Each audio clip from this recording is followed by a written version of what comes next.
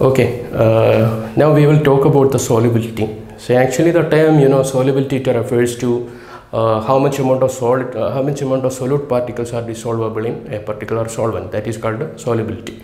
See, for example, if you are comparing see HCl, hydrogen chloride, and another one is let it be argon. HCl, and you know that it is partially polar, right? Okay, and another gas, it is argon. So among this, which one is more going to be soluble in water? It is going to be HCl, because water is also a polar solvent. Okay, on the other hand, its solubility in water, it is very less, but on the other hand, it is going to be high, right? So the solubility, it refers to how much amount of solute particles are there in a particular solvent. That is called solubility. Okay, so now when we are saying about the solubility, we have to talk about the two conditions. One is solids in liquids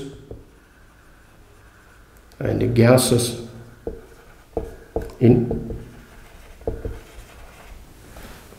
liquids. Okay, so the solids in liquids, it is actually the in nature we will see two more common type of solution. That is because in the river or any water bodies, if you are saying, okay, that is actually not pure water. It has some dissolved amounts of salts as well as gases.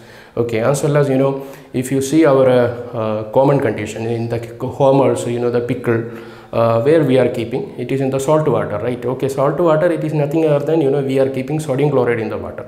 So these two types of solutions are the one we are most frequently encountering, even in the laboratory or else in the common conditions. Okay, common natural conditions. So let's see the case of solubility in this particular case. How the solids are dissolvable in liquids. For example, you take 100 ml of water. Okay, so you take water, and here also in the next condition, okay, you are taking the water.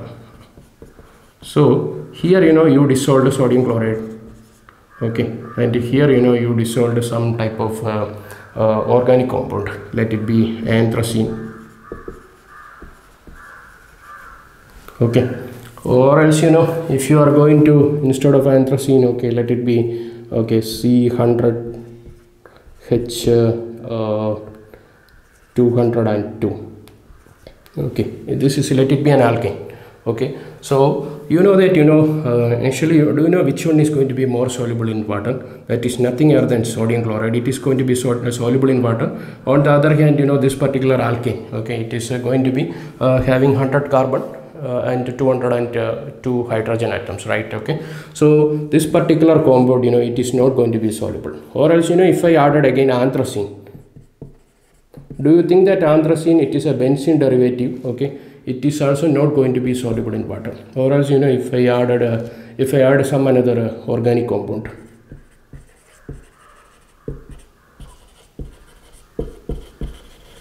do you think it is going to be soluble? Most of the organic compounds will not dissolve in water. Okay, see, but on the other hand, here again, instead of sodium chloride, I have added sugar also. Okay, that sugar is soluble in water. But again, okay, let this be the case 1, and again another case. Okay, I have taken, instead of water, okay, I am going to take another solvent, that is nothing other than benzene. The structure of benzene, right? Okay, it is a liquid, okay, with this cyclic ring structure. It exists as a liquid. Okay, here also I have taken benzene. Okay, and in this case, okay, I have added sodium chloride. Same way, I have added a sugar also.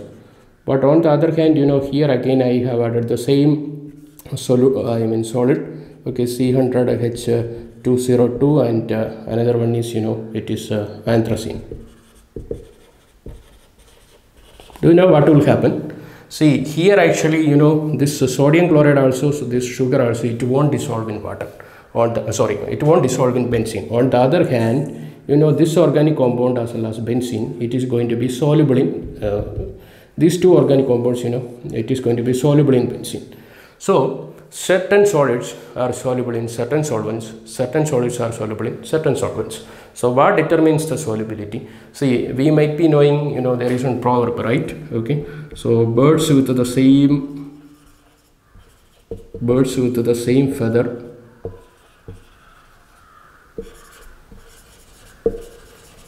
gather together. That means, you know, I mean, like if something is the same, or else you can see among your friends also, you know, like if you have some similar quality, obviously you will tend to have more friendship with them, right? So the same tendency is here also, okay? That tendency is called a polarity. Instead of feather, you know, you can just use the term polarity. Of course, please don't use it in the scientific terminology like here. Okay, there is a usage called like, dissolve like.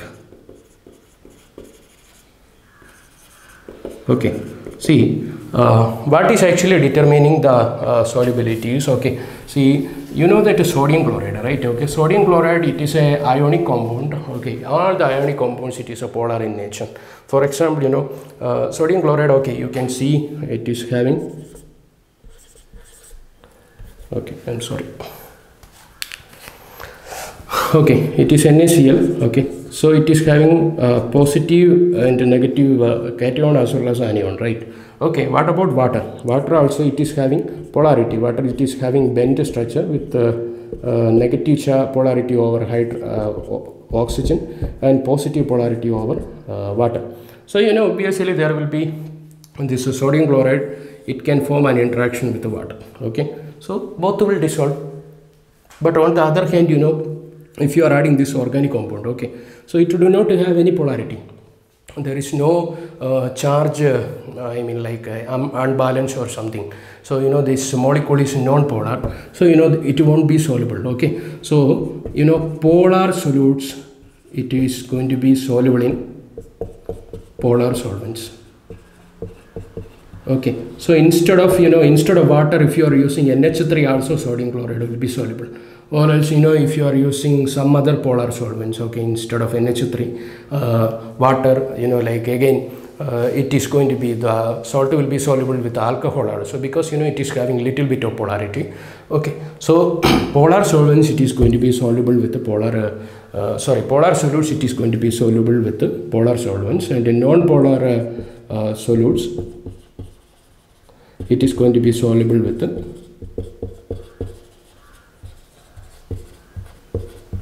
non-polar solvents. Simple concept actually, because, you know, here, you know, anthracene, it is, you know, here you have seen that. Okay, so the anthracene, you know, and, you know, common type of alkenes, these are all soluble in benzene, because, you know, benzene is a non-polar, as well as these solutes, so that is also non-polar in nature. Okay, so this is the case of solubility. Now we have to see, you know, what conditions actually. Of course, you know, there is one more thing you need to know, that see, you might have studied about the equilibrium in the first year, right? See, what is equilibrium is, you know, you simply remember it, you know, how at least some of you will be playing this badminton, right? So the cork, you know, when you are hitting from that side, somebody will hit from that, the opposite side towards you. So this cork, you know, it is not, you know, like it is not staying in one position. How much force it is coming, that much of force it is going back. So remember with that perspective, see, in the equilibrium, you know, suppose, you know, if this is an equilibrium, okay, once it is converted to B, once it has reached a concentration, okay, it will come back to A. Okay, so, you know, how much quantity it is going here, that much quantity it is coming back, so that, you know, in equilibrium concentration it is maintained. Okay, so the same way, you know, in the case of solutions also, what will happen now? Okay, see, consider, okay, see here, this is a solvent, let it be whatever the solvent it is. Okay, so, you know, I am putting A as the solute. So, you know very well that, okay, I have added A, and more amount of A, you know, it will, you know, I have keep on added A. Okay, so, you know, that A, it will remain with this solvent, you know, it is going to dissolve in the solvent. Think that this A is soluble in this particular solvent. Okay, so once this, you know, it has reached some maximum capacity, still then if I am adding this A, you can observe that this solute particles, okay, solute particles, here it is A, okay, it will remain in the bottom, you know, this is not going to be soluble, it will remain, it is going to be settled in the bottom. So here I want to leave a question to you. The question is whether this is it this particle which is remain in the bottom, is it is still getting soluble in the water, still getting soluble in this solvent. Okay, let it be instead of solvent, okay, I will use water. This is the solvent, right? Okay, I repeat the question. Is it still this solute particles? Is it still it is going to be soluble in this water? So we may think that okay, it is not so, because you know once it is, because you know since it's a maximum solubility it is attained, you know there is no more dissolution it can happen. But actually it is not like that. Actually the fact is, you know, these particles, you know, it is still going back to, I mean it is still getting solubilized in the water, as well as some of the particles in this water it is coming back to here, coming back down. Okay, so I will, if I represent here, okay, so you know some of this solute particle, these are A, okay, some of these solute particles it will go back to, okay, so you know this is I mean into the solution. So some solute particles, okay, I will put AQ stand for, you know, of course it is a solvated, okay. Some of the solute particles, okay, it will, you know, it hit each other, okay, you know that it will come back to, it will come unsettled. So you know this process it is keep on happening. That means, you know, the dissolution process, okay, dissolution process is nothing but, you know, this solute particle, let it be A, okay, so you know it is, okay, I will write okay, I will write over here. So this is solute particles, okay, so you know this is it is going into the solvent condition, okay, and you know some of the solvent some of the solute particles in the aqueous phase, that means which is soluble, which is solubilized here, that is actually hitting each other, okay. So if I represent here, okay, this aqueous particle it hit each other, okay, so that you know it will come unsettled, okay, so you know here it is coming and settling down, okay. So if I represent that, okay, this the solute particles in the aqueous phase it will come back and you know it will remain as a solid, okay. So this process, actually we may think that okay, there is no more dissolution still happens, but it is not like that. Actually whatever the particles it is settled here, it will go back to the solution, and you know dissolution is keep on happening. Same way, you know, some particles in the solvent, you know, that is coming back, that is still keep on coming back, okay. So this is actually what happens. Actually, you know, the solvation of the solid particles into the aqueous phase, what we call it as dissolution, okay. And you know if it is coming back, you know that what we call it as a crystallization. Crystallization process is nothing but, you know, if some particles, you know, like if it is in the aqueous phase or whatever the solvents, okay, if it is hitting each other and if it is coming back, if it is coming and crystallizing down, okay, that is called crystallization, okay. Of course crystallization you will study, you know, it is you might have already knowing in when you studied this equilibrium concepts, okay, and you may be already knowing this common ion effect, how to crystallize certain salts, okay. And now here, you know, please remember there is two terms, you know, one is saturated as well as and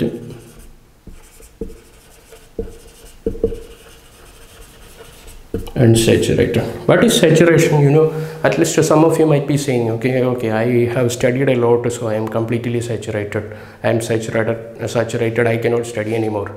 So saturated means, you know, something which is filled, you know, there is no more process can occur again, okay. So that is called saturated. So for instance, you know, you might be already knowing, actually, you okay, think that okay, here some water is there, so you know I am adding some sugar, you know, so you know I can keep on add it, but you know this sugar, of course, you know, it will crystallizes in the water, okay. Once it has attained a maximum solubility, some amount of sugar, you know, it will come and settle in the down, right, okay. So so you know now we can say that this water, it is completely saturated because there is no more dissolution is possible, right. So but still, if you are keep on adding and still you can add some more sugar or some more solute, okay, that condition we call it as unsaturated. That means still there is a possibility to add some more some more solids, okay, or some more solutes, okay. So now there are certain factors which affect the solubility of solids in liquids. Perhaps at least when you are at least some of you will be cooking, right?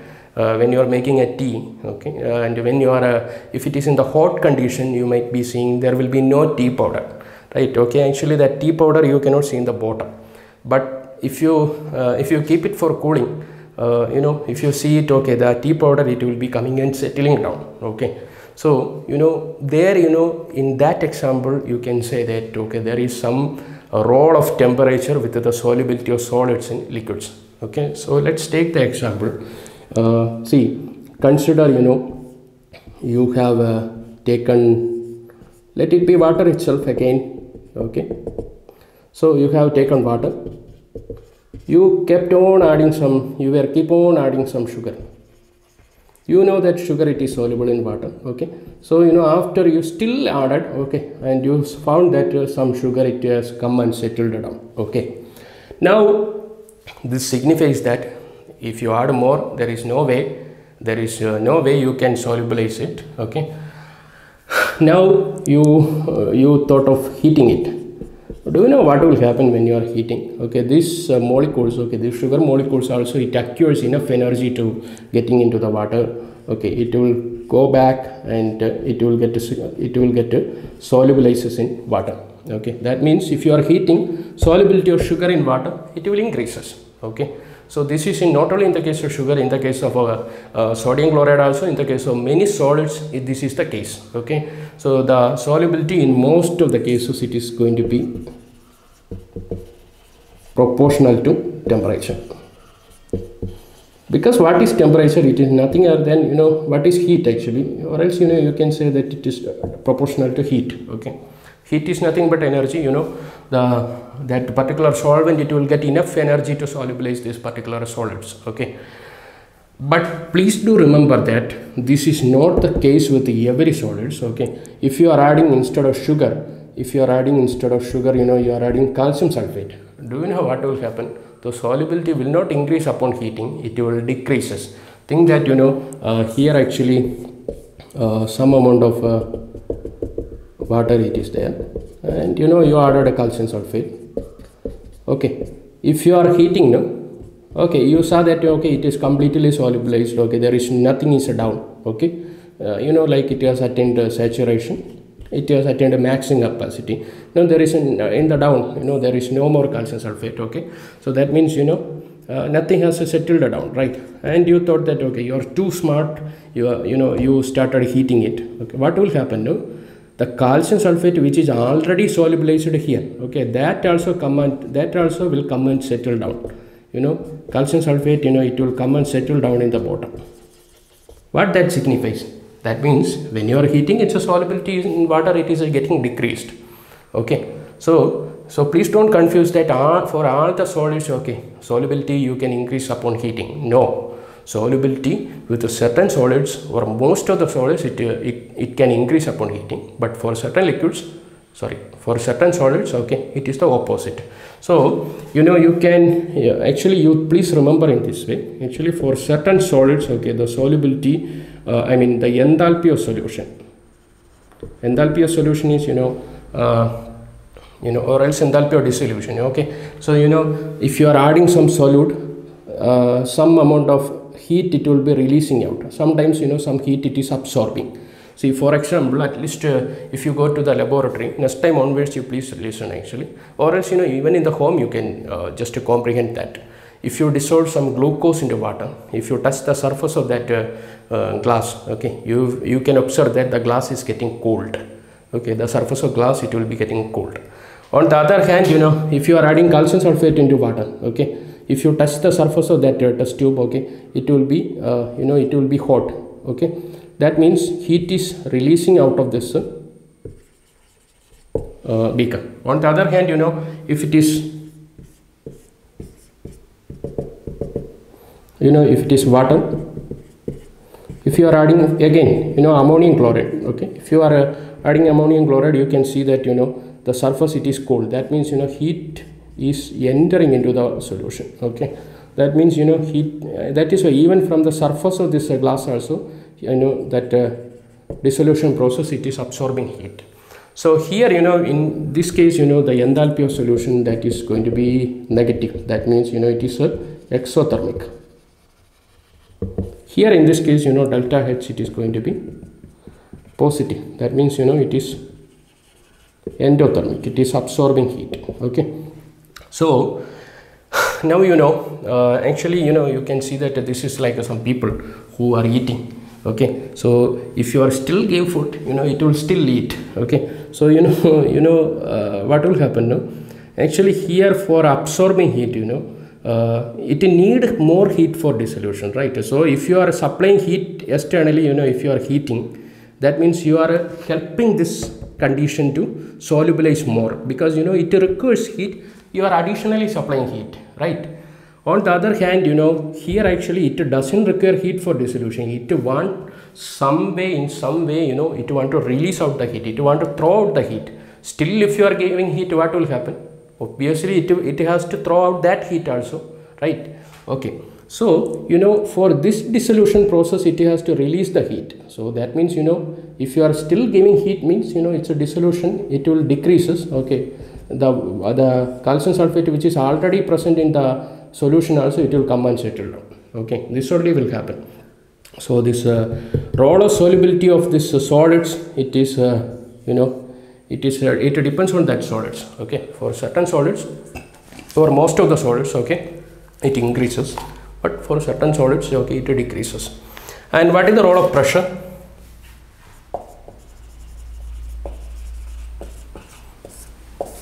I can tell you that pressure has no role of solubility in this particular case. Okay, that means solids and liquid type of solutions, because, you know, pressure, you know, the moment you hear pressure, please remember that pressure has some role in the case of gases. Okay, because gases, if you are compressing the what to say, it will compress into smaller volume will changes. But if you are compressing here, if you are applying some pressure here, do you think that this the liquid, it will compresses? No, the compressibility of the liquids, it is negligible. So pressure do not have no role in solubility. Okay, so that's it about that, the case of, you know, the solubility of solids in liquids. And now, okay, I need to talk about the solubility of the gases in liquids. Okay, see the you know, you please remember, you know, the gases, you know, in liquids, you know, it is vital for our life, because if you see the marine organisms, I mean the fishes. Okay, so how the fishes are, do you think that the fishes will always come above the sea for breathing? No, fishes are, you know, it is taking, you know, okay, so you know how it is getting the you know, the air for breathing. Okay, it is actually the oxygen. Okay, so okay, oxygen gases, it is present in the ocean. Okay, so it is inhaling, right? So, you know, if there is no oxygen in the I mean in the liquid systems, okay, or else in the water bodies, no life will be possible. Maybe some anaerobic organisms like bacteria, or maybe some anaerobic sulfur reducing bacteria, kind of bacteria, can survive. Okay, or else, you know, many of you might have drank this carbonated drinks, or at least soda, 7-Up, Coca-Cola, Pepsi, right? So when you are opening, we know that, you know, it comes up with the fuzzy sound. So which gas is there in that? It is actually carbon dioxide. That is why it is called a carbonated drinks. So the carbon dioxide is also soluble in water. Okay, of course there are many gases which is soluble in liquids, not only water. You know, there are certain other solvents also. For example, you know, if you see in the laboratory, you might have seen that ammonia, NH3, right? So NH3 actually, we already know it is a gas, right? So, but you know, NH3, it is easily dissolvable in water. it will form NH4OH. Okay, so let's see what determines the solubility of gases in liquids. That also please remember, it is remember the condition, you know, the like dissolve like. See, you know that, okay, we know that NH3 is soluble in water, right? NH3 is a highly soluble in liquid in water, because you know NH3 is also polar, water is also polar, right? So water, okay, we know that, okay, it is a bent shaped molecule with negative and partial negative and partial positive charge. And what about ammonia?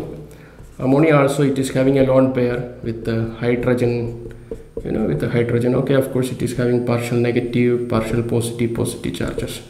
Okay, so you know this is also polar, water is also polar.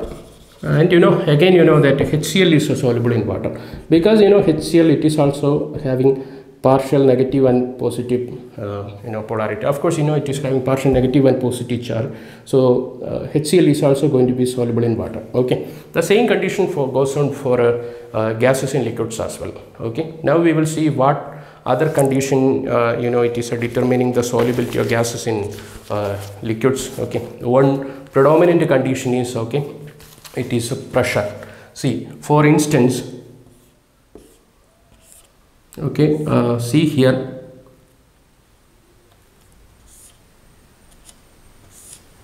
see, for example, you know, here it is liquid. Okay, so here it is, so it is NH3. Okay, see, here again, you know, there is some pressure P1, let it be, and you know, you thought that, okay, you will apply some more pressure. Okay, let it be the same condition. Okay, so here again, you know, okay, let it be here. Okay, so you know, you started applying some more pressure. Okay, so what will happen now? Here actually let it be P2. In fact, you know, P2 is more than P1. That means, you know, here there is more pressure, and you know, there are same, I mean the same gas only, it is ammonia. If I ask you a question, whether it is in, let it be the case second and first, okay, whether it is the second case or first case, in which case, you know, the solubility will be more? Common sense, obviously the second case, you know, the solubility is going to be, second case, it is more than first case. Okay, because what will happen now, how the gases are getting soluble in a particular solvent. Okay, not only water, you know, whatever the solvent it is. Okay, here, you know, actually here the gases, it is occupying in a bigger volume, right? Okay, so you know, obviously these gas molecules, it is hitting on the surface of, okay, I will write over here. Okay, so it is H2O. So this NH3 molecules, it will come and hit.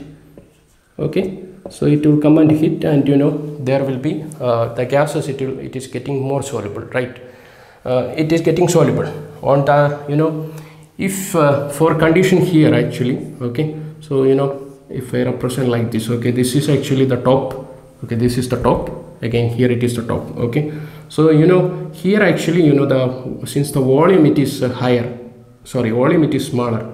Okay, there will be more amount of gas molecules above the surface of liquid, above the surface of water. So you know, there will be more amount of ammonia molecules, it is hitting on the surface of water.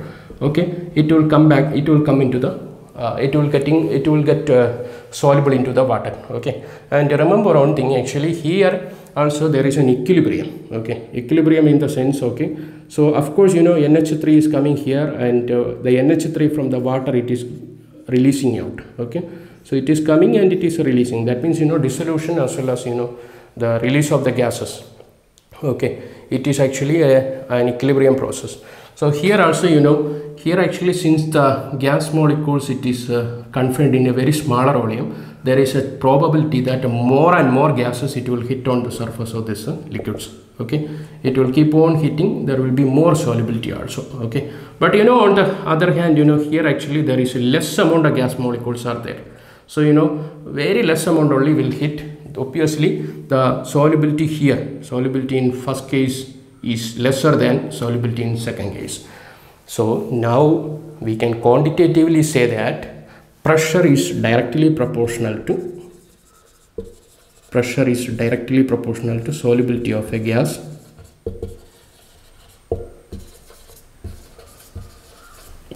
okay. Or else, you know, there is a more number of gases actually, you know, okay, let it be gas 1, gas A and B. Okay, so I can say that, you know, instead of pressure I will use the word partial pressure. Okay, or else, you know, solubility of A is directly proportional to partial pressure of A. Or else, you know what is partial pressure. It is part of the total pressure contributed by that particular gas alone. Okay. Okay, so here actually a theoretical explanation on this, it was given by, you know, Henry. According to him, you know, the solubility of a gas, okay, it is actually, he said in terms of mole fraction. Okay, or else, you know, you can also say, okay, yeah, mole fraction of the gas in that solution is directly proportional to pressure of the gas above it. Okay, this is called Henry's law. Okay, so, you know, you can say that P is equal to Kh into mole fraction. Okay, so Kh, it is called in H stand for Henry. Okay, this is Henry's law. Okay, Kh is equal to actually Kh, it is a Henry's constant. Okay,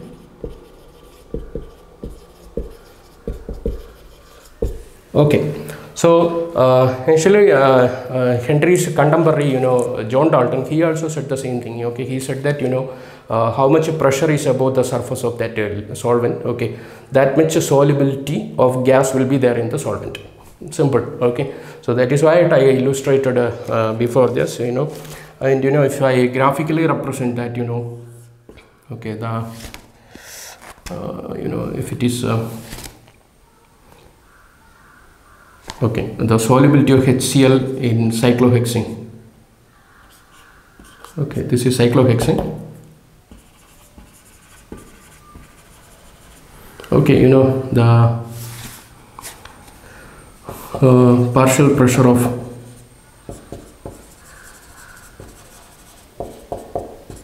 okay, so that will keep on increasing, you know, the solubility of HCl, it will keep on increasing, you know, provided, you know, if we are keep on increasing the pressure. Okay, proportional to the pressure, HCl solubility in cyclohexane, it will increase, that which is what represented through this diagram. Okay, I am sorry, this graph.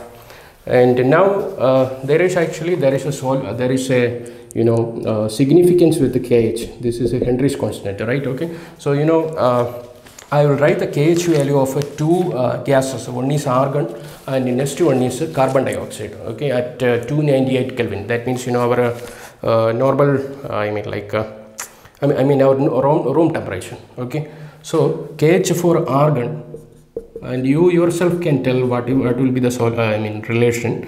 It is Kh for argon, you know, it is going to be 40.3 at 298 Kelvin. For carbon dioxide, it is 1.67, and for okay, formaldehyde, CHO, actually its Kh value is equal to 1.83 into 10 raised to minus 5. Now can someone tell me what the Kh value is saying? Kh value is signifying, see, what is the solubility? Okay, provided, you know, this Kh value, it is for water. See, this is the Kh value they measured in the water using these gases. For argon, the Kh value is 40.3, a little bit high, right? For carbon dioxide, it is 1.67. You can see this is a formaldehyde, it is 1.83 into 10 raised minus 5. So, you know that argon, it is very, very, very less soluble in water. But on the other hand, you know, formaldehyde, it is something which you see in the zoology laboratory for preserving the specimens. It is something which is very much soluble in water. Okay, that means more Kh value is there, the least solubility will be there. Okay, here there is a low Kh value, that means, you know, it is going to be more soluble. That means Kh is, in fact, it is inversely proportional to solubility.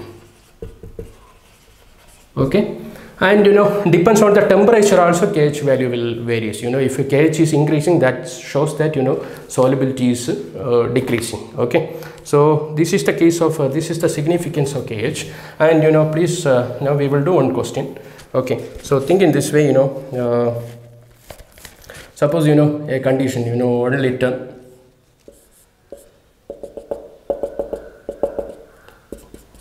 liter water, and you are percolating nitrogen gas. Okay, nitrogen gas at 293 Kelvin. Okay, and this is 1 liter of water. Assume that nitrogen exerts a partial pressure of nitrogen is it is 0.987 bar.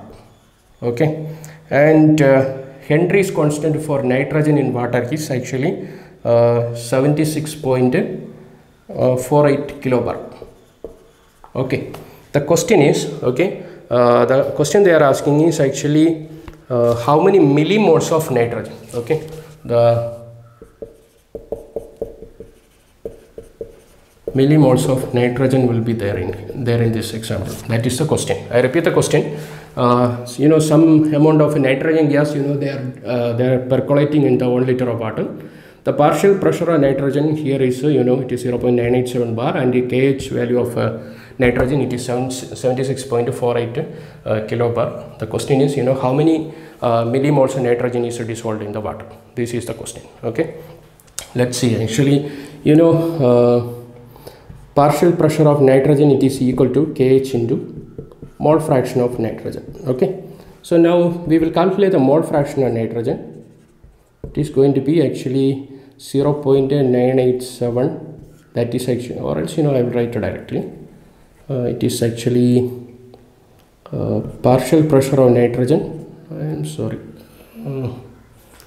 partial pressure of nitrogen, okay, divided by KH value.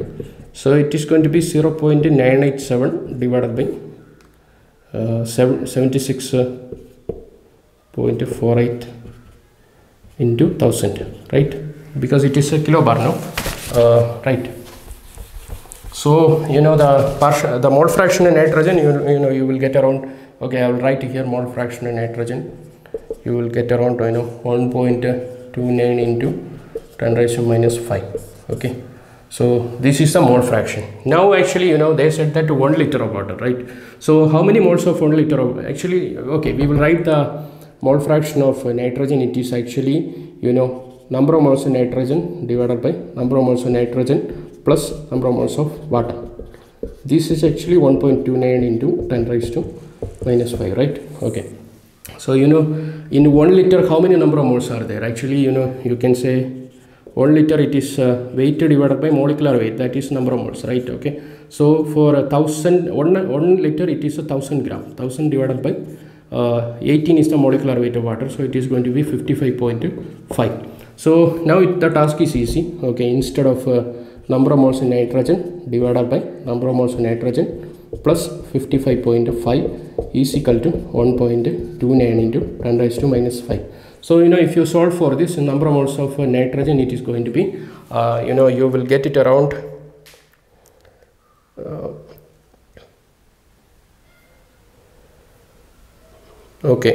you will get it around 7.16 into 10 raised to minus 4 mole. Okay, so now the please remember, okay, 1 mole is actually 1000 millimole. Okay, now you got it, right? Okay, how much they are asking, how much millimole is that, right? So millimoles of nitrogen is equal to actually 7.16 into 10 raised to minus 4 into 1000. So you will get it around 0.716 millimole, right? So this is it about the solubility of gases and liquids in solubility of solids as well as gases in liquids. Okay, hope you are clear. Okay, we will see with the other topic. Okay, and but prior to that, okay, I forgot to mention one more aspect actually, pardon me for that. The temperature actually, what will be the temperature? The role of temperature in the case of solubility. Okay, you take some soda, you open it, you know that the bubbles, it will go out, right? So okay, this is okay, soda, you opened it, okay, so you can see that bubbles are going out. That means you can see that the dissolved gases, it has gone out. Now you can transfer this soda into here. Okay, you started heating it. What do you know what will observe? So you can observe that still there will be some bubbles are going out. What is that shows? Okay, so what that shows is, okay, when you are heating, if there is at least some amount of gases also, it is going out. That means more the temperature you are increasing, the gases in that liquid, okay, it is getting released out. Okay, so that means the temperature in the case of gases, it is inversely proportional to solubility, okay, for gases. Okay, so this is it about that. Okay, see you with the next topic.